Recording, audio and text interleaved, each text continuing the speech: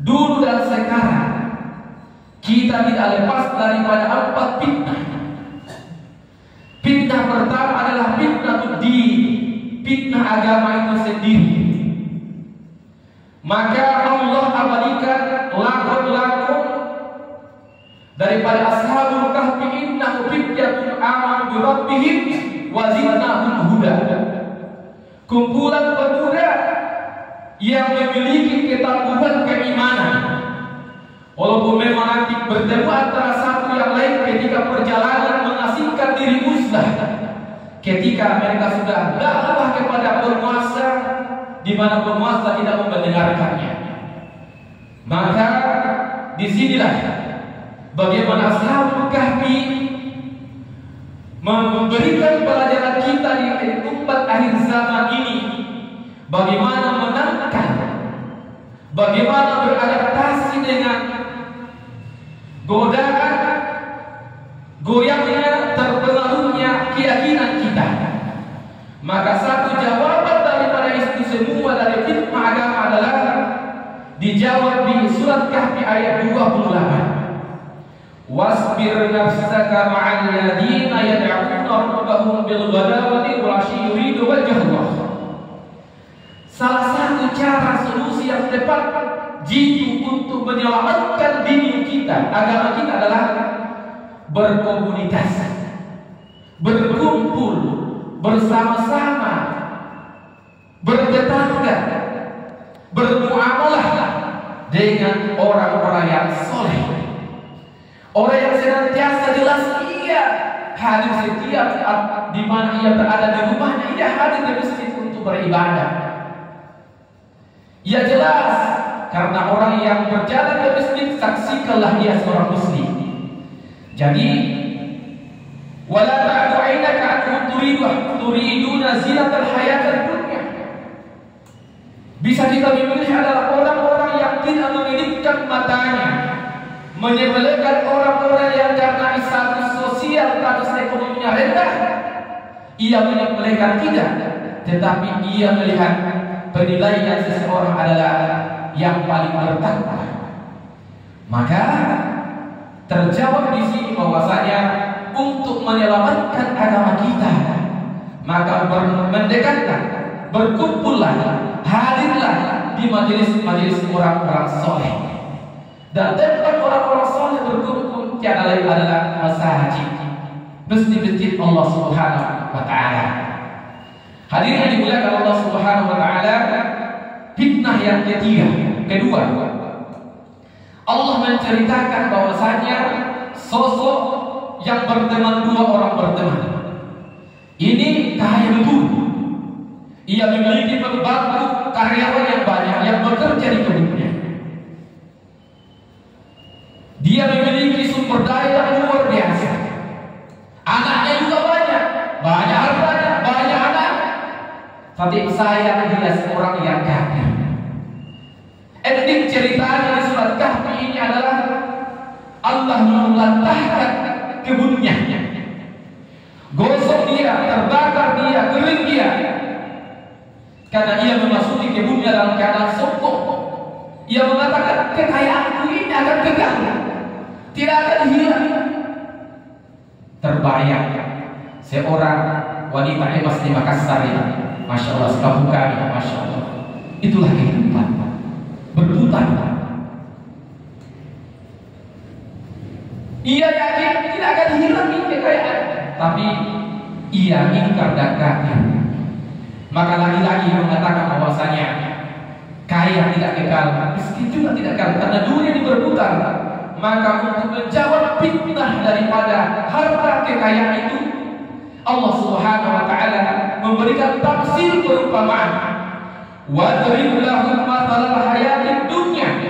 Berikanlah perumpamaan kepada mereka tentang bagaimana hakikat karakter kehidupan dunia.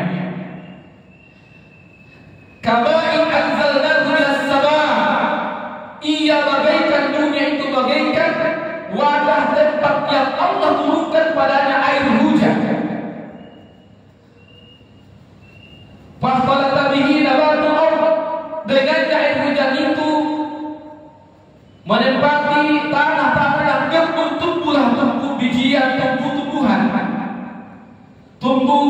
berkembang, bertangkai tinggi, memiliki buah.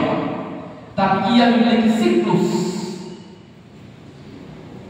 Bagaimanapun kokohnya pohon-pohon yang ada di kebun raya Bogor, pasti ada siklusnya, pasti ada endingnya, dia masalah punya.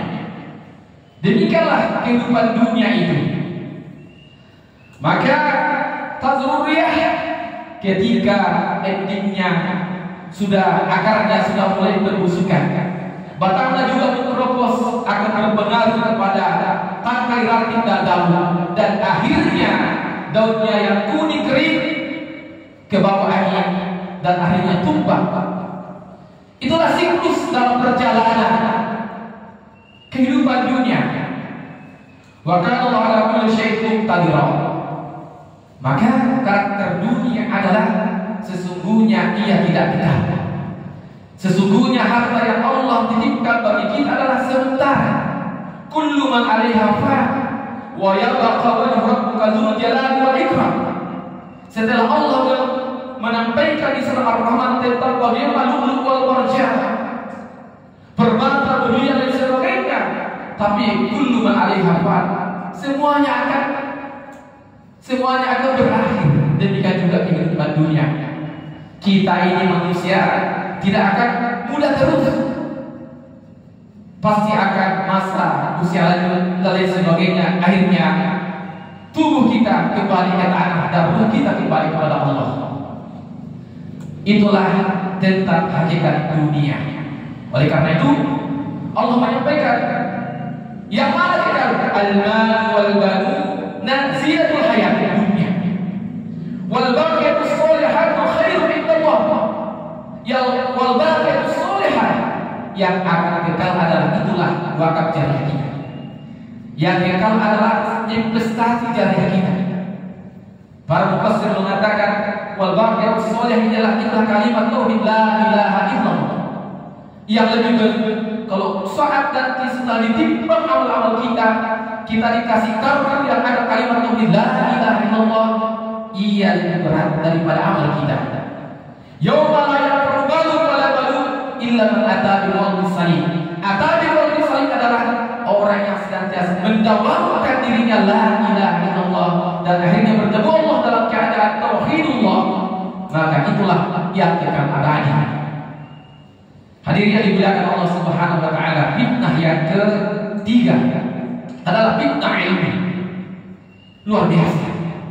Kita mengikuti metode adalah fitnah ilmu. Antara satu mazhab kelompok satu yang lainnya mengklaim ditulislah ini bukan, kalau ini bukan jangan berguru kepada yang lain. Lain sebagainya. Bukankah Musa alaihissalam berpidato? Ada benar itu? Ada lagi yang lebih pintar daripada Musa. Kata Musa, kayaknya di Bani Israil tidak ada lagi pintar. Maka Allah mengajukan kepada mereka, ada hambaku yang masih pintar daripada. Wabau kalau ilmu itu keilmuan. Wabau di atas orang yang berilmu masih ada lagi. Di atas lagi ada lagi. Maka dijawablah supaya tidak ada fitnah ilmu di antara kita adalah indahnya Musa ketika mendaftar mengisi formulir setelah ia perjalanan 70 tahun bersama Zannun, dan ia ketemu dua bertemu lautan, ketemulah Khadir. Ia mengatakan bahwasanya hal al-tabiuka ala an tu'allimani ma'ulimta rusyda. Ia melamar sebagai murid. Bolehkah aku mengikutimu agar engkau ajarkan terhadap ilmu yang Allah telah ajarkan kepadamu? Karena guru itu adalah hanya terminalnya ini, ilmu yang diberikan Allah. Maka di sini lagi adalah adab kepada guru. Jika murid itu sudah beradab kepada guru, maka ilmu akan berkah, ilmu akan bermanfaat, dan itulah yang hilang di banyak tempat kita. Hilanglah kaidah adalah ada sebelum ilmu. Maka surat Kahfi ini yang kita baca setiap Jumat mengajarkan hendaknya yang menghiasi para pelajar itu adalah al-qubur adalah ada. Selanjutnya, pencapaian fitnah kekuasaan, pencapaian Zulkarnain yang mengatakan bahwasanya ia ke barat, ia ke timur, menjumpai orang-orang yang beda bahasanya, lain sebagainya kondisinya, dan ia mengatakan atuni Zul Hadid. Dia seorang pemimpin yang turun ke bawah, berkolaborasi dengan rakyatnya, minta sumber daya untuk membangun benteng, tetapi pencapaian infrastrukturnya, pencapaian pembangunannya negerinya, ia tutup mengatakan qala hadza rahmatun min rabbi. Ya, seandainya Jokowi mengatakan hadza rahmatun min rabbi, pencapaian 10 tahun baik SBY atau Jokowi atau nanti Prabowo, hadza rahmatun min rabbi, ini adalah karunia karena Allah Subhanahu wa taala. Nah, itulah sosok pemimpin, mengembalikan semua pencapaian selama ia memimpin adalah hadza rahmatun min rabbi. Di sisi lain, 4 cerita ini ada seorang ulama mengatakan bahwasanya hendaknya dalam satu entitas masyarakat bangsa, hendaknya 4 ini harus hadir. Jika masjid ini, jika kompleks ini memperhatikan keberadaan pemuda, maka ia adalah salah satu pilar kemajuan agama itu sendiri, pilar kemajuan masjid ini. Yang kedua, jika yang disebut oligarki adalah orang-orang muslim, orang-orang kaya, maka sesungguhnya ia hadir untuk tidak menumpuk harta, tetapi bagaimana ia tersebar harta itu. Karena dalam Islam bahwasanya hendaknya itu dikembalikan kepada orang yang berhak. Maka dibutuhkan memang dalam masyarakat kita itu adalah orang-orang pengusaha muslim yang kaya, yang disimbolkan tadi adalah pemilik bumi. Yang ketiga, jika suatu entitas masyarakat bangsa memperhatikan guru, memperhatikan adab daripada murid, siswa dan sebagainya, maka bangsa itu maju.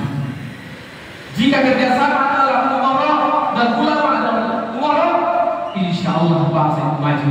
Dan yang ketiga adalah, yang keempat adalah, jika hadir pemimpin yang mengayomi pemuda, mengayomi orang kaya, mengayomi, memberikan tempat bagi ulama dan pelajar, insya Allah bangsa dan negara itu maju. Semoga Ramadan kita bermunajat agar dalam diri kita, keluarga kita, bangsa kita bisa mengambil ilmu dan pelajaran, supaya hadir para pemuda-pemuda yang memiliki keilmuan, memiliki militansi